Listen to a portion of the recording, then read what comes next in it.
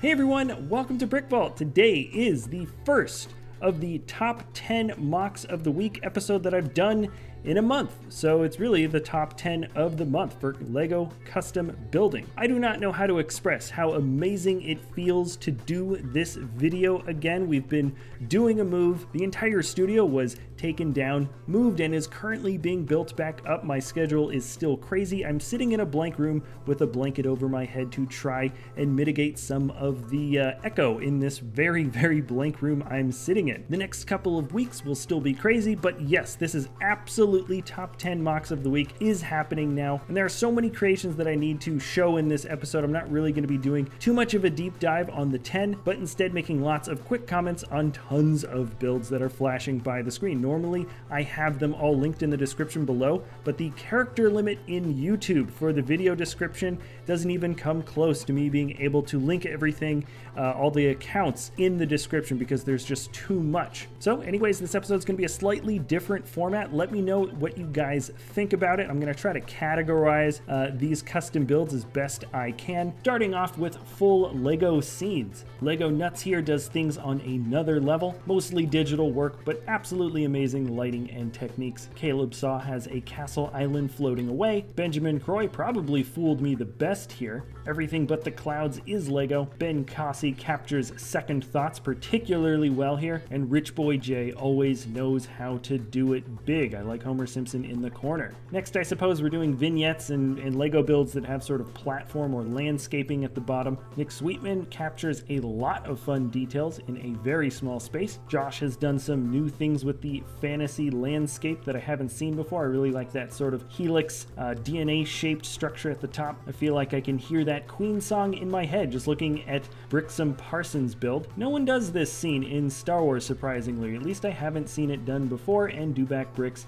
does the burning of Vader's body justice. Optimal Control redefines the crocodile locomotive for sure. Rob Van Leeuwen's Rebels AT-AT technically has a walking platform, and it looks so good. Not too many builders tackle the art style from this show, and I think he knocks it out of the park here. Don't turn up the saturation on your screen for the Coral Sightseeing build. This is just about the most colorful build I've seen all year. Cheesy Studios has officially done my favorite version of Aragog. I don't know how he got the blue light in there, but it is awesome. Space Clowns, everybody. Space Clowns. Look closely at the lettering. That is all brick built, and it is all insane. Solitude by JS Ninja Nerd uses tan incredibly well for that wall. And if you increase the width of a train by a couple of studs, you can get an amazing looking Thomas the Tank Engine. These are called Hard Suits by Lewis of Nutwood. Love these little walkers, lots of attitude. And Carter Witz did the Golden Forest. Look how the landscape spills out of the black borders built around this little fantasy world. Excellent design for the roof. The bright yellow leaves complement the color scheme incredibly well, and I don't know who thought of the dynamite piece being used as coral first, but it just looks so good. Anthony Wilson's Yellow Submarine has a lot of creative little choices here. I feel like this has been out for a while, but JK Brickworks' Prairie Dogs look awesome. If you go to his spot, you can see the mechanisms working. All these guys move around. This scene is slightly upscaled, but includes a ton of extra detailing that looks amazing. Forlorn Empire has this build called The Last Red Box, and it's a pretty dark and gritty post-apocalyptic world scene. Here's a Chocobo for Chocobo, and if cats didn't exist, these guys might be the king of the internet. From Anthony Wilson, this is called Somewhere in New England. I love the grill pieces used for the American flag.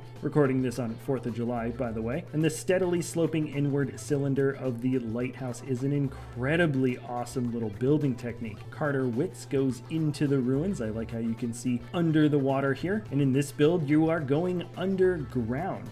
Actually, speaking of which, stylistically, let's get into some of the micro builds. Soccer Kid 6 has some nice and simple color contrasting here. Patrick B made a cannon out of a microphone and tread piece, and I don't exactly know what Carolyn did here, but the color choices are amazing for this architecture build. Once again, same builder, awesome design, and I believe that this is a crossover between Vader's Castle and Barad-dûr. Here's some modern architecture by Sarah Bayer, and yes to everything in this scene from Roanoke Handybuck. Ron Gillies basically did it all with the micro build of Jurassic Park, and let's contrast with some life-size builds. Jyn Erso's pistol is from Nick Brick. This guitar is so great with those colors, the flames that come out from the center, and let's finish off with a nice little Fujifilm. Now it's time to jump into any of the humanoid builds, whether they're robots or organic. If they got arms and or legs, let's try it out. Patrick Biggs titled this Pain and Gain. I'd have no comments that could possibly improve that. Zed's Demon looks awesome. Chris managed to build a wonderful looking robot in aqua. Not too many pieces are made in this color. It looks so cool. Cesium titled this Temperance. I can't tell if the connections really work in the back, but the wings look amazing. VB, you're a madman. Get away from me. Moko's at it again. Actually, correction on the get away from me. Andrew Steele, what have you done? Those eyes look so scary with the levers being used there. Intert made a Scuba Mando, which looks pretty fun. A lot of smooth pieces. I swear minifigure legs are the new best detailing. I love how he got those eye holes to appear. Alan Bohr titled this Lego Zombie Baba, and then somebody made Rocco from Rocco's Modern Life. It's actually a pretty recognizable little build, and then I feel like this belongs in the majestic category from JFA. Is this one majestic too? I don't know. I'll let you guys decide. Tino Putienen made something both creepy and very intriguing. I love the expression and the stance. The colors pop incredibly well. And once again from Andrew Steele, this is the Dark Genie. And I don't know about you guys, but the gear piece being used for the teeth is not getting old for me. It is such a fun way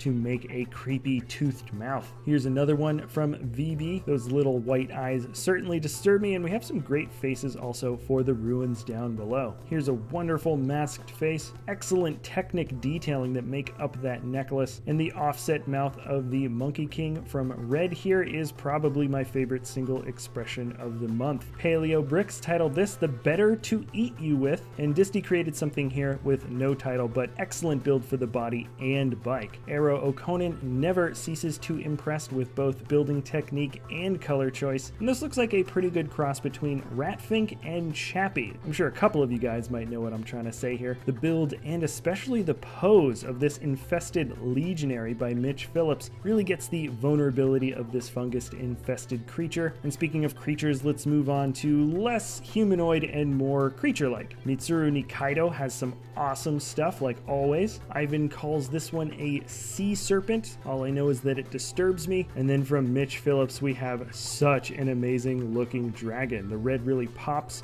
with that black connection underneath it, and the light blue pops even better with the red behind it. The proportions are excellent for this passenger pigeon. Looks a little bit interesting with basically no system bricks for the body, and I feel like Tino's birchwood elk is definitely inspired from Salvador Dali. I suggest you look closely at the pilots of these different crab mechs. It makes it all worth it. And I guess I got a couple of flyers I just can't forget. Here is General Grievous's fighter. Sok 117 should be proud of themselves. Strange color combination from John Moffat, but there is something that particularly grabs me about the shape of this ship. It's called the Headhunter. I like these simple redesigns of classic Star Wars ships. Sam K. Bricks did the triangle engine X-Wing. You'll notice that shape pretty quickly, and there's a few other creative liberties here that I think just work very well. Specifically, the nose is a little sleeker, and there's also some fins that stick out there. This is definitely a fun model. Tim Goddard is absolutely killing it with both the detail and the colors. Big Planes makes me shudder when I see that all of those sloped pieces that make up the outside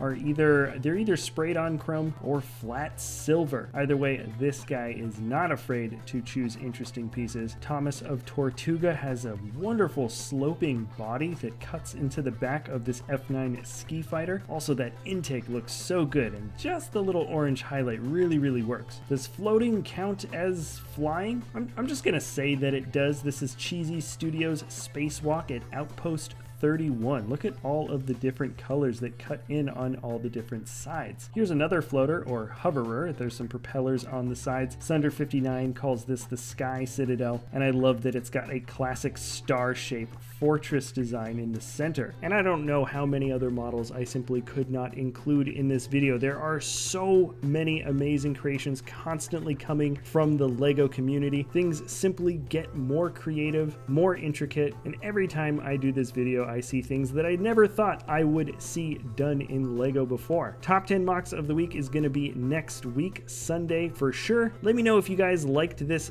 different stylistic change. I know this video wasn't technically top 10, but I will be doing another one of these custom build highlight videos for Sunday next week. Let me know if you guys liked this stylistically. I feel like taking a break and then coming back just made me want to play around with the format a little bit, and it was sort of necessary considering we were so backed up in terms of creative, awesome builds that were coming out. This is an absolute blast to do. I hope you guys enjoyed the video. Thank you so much for watching, and we will see you next time at BrickVault.